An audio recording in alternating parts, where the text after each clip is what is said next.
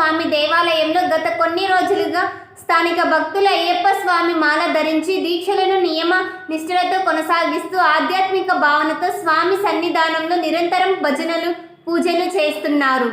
ప్రతి ఏటా ఇక్కడ పదుల సంఖ్యలో భక్తులు మాల ధరించి మకర దర్శన భాగ్యం కోసం శబరిమల బయలుదేరి వెళ్తారు. కాగా శుక్రవారం సాయంత్రం అరటి మందిరాలతో అయ్యప్ప స్వామి మాలదారుల ఆధ్వర్యంలో పూజ ఘనంగా నిర్వహించారు. కుమారస్వామి భజన బృందం గీతాలు పాడగా స్వాములు స్వరం కలిపి తరించారు. గురుస్వామి నాగరాజు ఆధ్వర్యంలో కార్యక్రమాలు వేడుకగా నిర్వహించారు. మాలదారుల కుటుంబ సభ్యులు గ్రామస్తులు పాల్గొన్నారు.